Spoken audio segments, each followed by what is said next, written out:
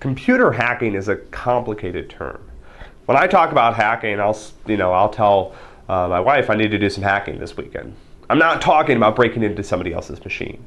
So the word, we have hackathons, so the word is somewhat, it's become a little bit complicated in terms of what it means. So let's talk about what malicious hacking is. So computer hacking could be programming, it could be doing stuff that's fun and really productive and really useful for society. Malicious hacking is usually defined as the idea of trying to break into another machine and gain access to something that I shouldn't have access to. So, think about access control.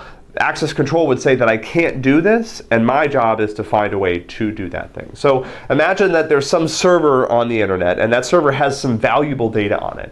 That data could be passwords or credit card numbers or private information about people or government secrets or whatever. And these servers exist. So as we're having this conversation, if you could hack into every server on Earth, you could find out all sorts of really fascinating, dangerous, and extremely embarrassing private personal things about people, about governments, whatever. And we've seen the result of these sorts of attacks when they've been successful.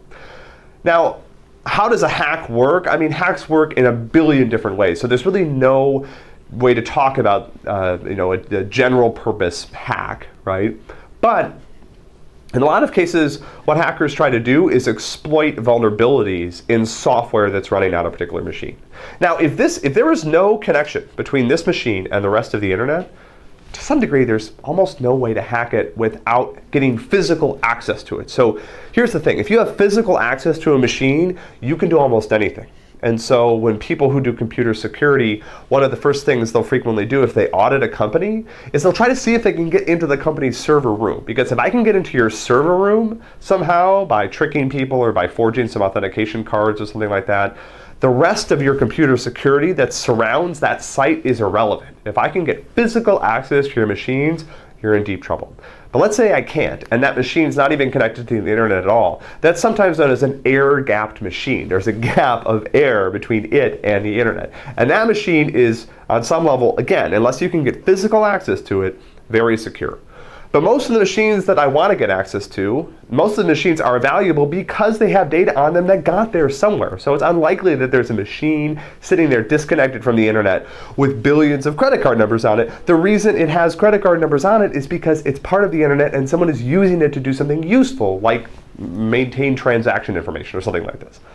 So how would I get access to it? So the first thing I might need to do is find services that are running on it.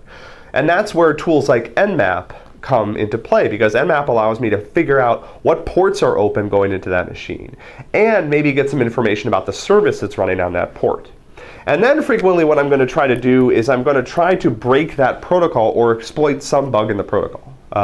So I might initiate some series of interactions with this machine that are designed to expose a flaw in the software that is running the protocol. And these bugs are really, really common, and they're potentially more common than we would like. Software is written by human beings. It has bugs. And when people are motivated and malicious, they will pore over that software to find the bugs. They will try lots of different things to attack that software to try to find their way in. And the goal is find some problem in the protocol that allows me to either gain access to the machine so I'm actually logged in and that I can do things I want to do, or find some other way to recover information from the machine itself. And that's how you launch these sort of internet-based hacks. Now, again, there's lots of other ways to hack machines. There are social engineering attacks. I can physically attack the machine, like I can go into the server room and stick a USB drive into it or whatever. But the idea of a malicious hack is based around trying to get access to something that I should not have access to. And in a lot of cases, we do that by trying to exploit flaws in the software running on the machine that has the information that I'm trying to gain.